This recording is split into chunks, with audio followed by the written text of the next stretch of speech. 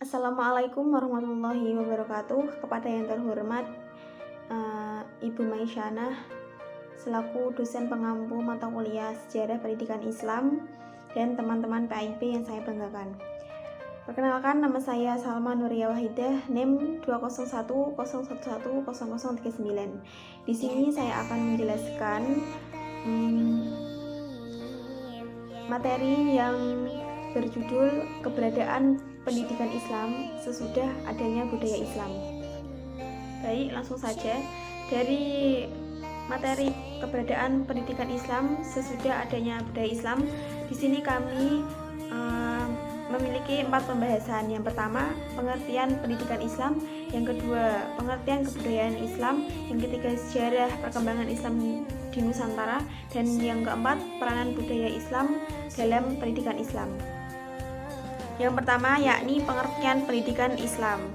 Pendidikan Islam adalah pendidikan yang dilaksanakan berdasarkan pola ajaran Islam yang berpatokan kepada Al-Quran, Sunnah, pendapat ulama, serta warisan sejarah tersebut.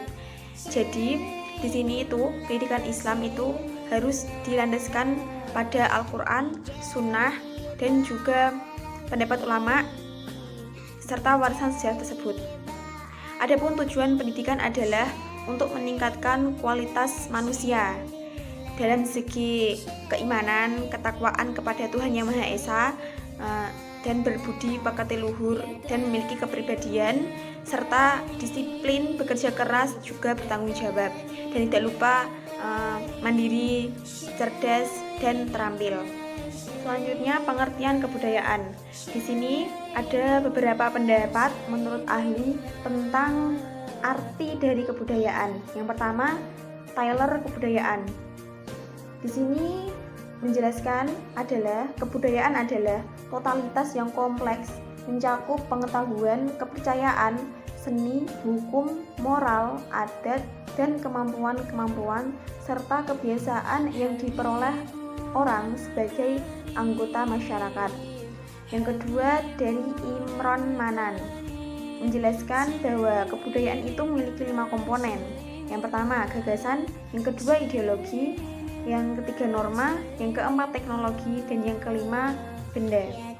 Dan yang ketiga, menurut KBBI, Kamus Besar Bahasa Indonesia, sini menjelaskan kebudayaan adalah hasil kegiatan dan penciptaan batin atau akal budi manusia seperti kepercayaan, kesenian, dan adat istiadat. Jadi di sini diperoleh pengertian kebudayaan Islam adalah penjelmaan iman dan al-a'malus sholihat dari seorang muslim atau segolongan kaum muslimin, yaitu kebudayaan Islam adalah manifestasi keimanan dan kebaktian dari penganut Islam sejati. Dan adapun pengertian kebudayaan Islam menurut Sidi Ghazalba mendefinisikan kebudayaan adalah suatu cara berpikir, cara merasa Islam menyatakan diri dalam seluruh segi kehidupan dari segolongan manusia yang membentuk kesatuan sosial dalam satu ruang dan waktu. Kebudayaan Islam ini juga didasari dengan Al-Quran dan juga Sunnah. Jadi, jika ada kebudayaan yang bertentangan dengan ajaran Islam, itu bukan disebut sebagai kebudayaan Islam, walaupun kebudayaan itu ditanamkan pada diri seorang muslim atau seorang yang beragama Islam. Selanjutnya adalah sejarah perkembangan pendidikan Islam di Indonesia. Awal masuk Islam ke Indonesia pada akhir abad ke-13 dan mencakup sebagian besar di Nusantara pada abad ke-16. Kerajaan Islam di Indonesia ini, kerajaan pertama adalah Kerajaan Samudra Pasai di Aceh, yang didirikan oleh Nazimuddin Al-Kamil, seorang laksamana laut dari Mesir dari dinasti Fatimah pada tahun 1128. Kemudian kerajaan itu direbut oleh Meurah Silu yang sekarang menjadi Sultan Malikul Saleh tahun 1258 sampai 1297 dari dinasti Mamluk. Kedatangan Islam pertama di Indonesia ini tidak identik dengan berdirinya kerajaan, yakni mengingat bahwa pembawa Islam ke Indonesia adalah seorang pedagang, bukan dari misi tentara atau bukan pelarian politik. Masuknya Islam di Indonesia ini melalui 6 proses. Yang pertama adalah perdagangan, perkawinan, tasawuf, pendidikan, kesenian, dan juga politik.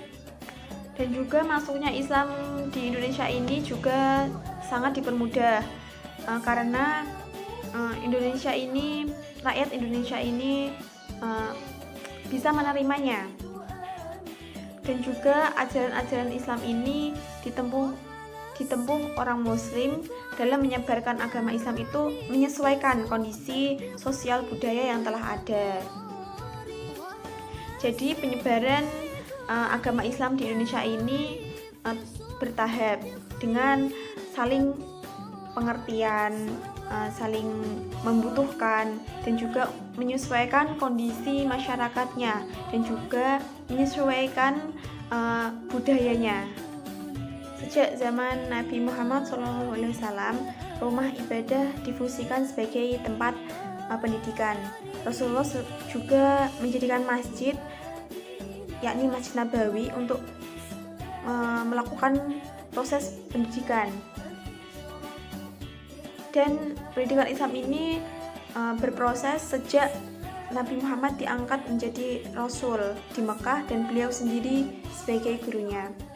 Pendidikan Islam mulai dilaksanakan Rasulullah setelah mendapat perintah dari Allah agar melalui beliau bisa menyeru pada Allah sebagaimana yang termaktub dalam Quran Surat Al-Mudaththir ayat 1-7. Adapun menurut Deddy Supriyadi, selain dari proses di atas, yakni dimulai dari terbentuknya pribadi muslim, kemudian dari kumpulan pribadi-pribadi tersebut membentuk masyarakat muslim, dan dari situ munculnya kerajaan Islam. Tetapi bisa juga para mubalik terlebih dahulu mengislamkan penguasa setempat, dan dengan demikian masyarakat atau rakyatnya memeluk agama Islam. Jadi disitulah otomatis terdapat masyarakat muslim. Dan di Indonesia juga terdapat lembaga-lembaga pendidikan Islam yang muncul pertama di Indonesia. Yang pertama yakni masjid atau langgar atau musola. Seperti pada zamannya Rasulullah, masjid selain sebagai tempat ibadah juga bisa digunakan sebagai tempat untuk mencari ilmu, bisa untuk berkhutbah dan juga ceramah. Dan adapun pesantren ini tempat belajarnya para santri. Di pesantren ini seorang bisa menimba ilmu agama dengan sangat maksimal, dan juga ada diiringi oleh pendidikan-pendidikan yang bersifat umum juga. Pembahasan yang terakhir yakni peranan budaya Islam dalam pendidikan Islam. Pendidikan Islam ini dapat dikatakan sebagai pewaris nilai-nilai dan budaya. Pada hakikatnya dilihat dari segi identitas sosiokultural muslim, pendidikan merupakan pembudayaan umat manusia yang paling diperlukan di antara keperluan hidupnya. Meskipun pendidikan itu sendiri pada mulanya timbul dan berkembang dari sumber kultural umat itu sendiri. Indonesia ini merupakan salah satu negara plural yang terdiri dari berbagai ras, suku, agama, budaya yang menjadikan pendidikan sebagai salah satu sarana strategis dalam membangun jati diri bangsa. Keberagaman tersebut memberikan alternatif melalui penerapan strategi dan konsep pendidikan yang berbasis keragaman yang ada pada masyarakat, khususnya yang ada pada peserta didik seperti keragaman etnis, budaya, agama, status sosial, gender, dan ras.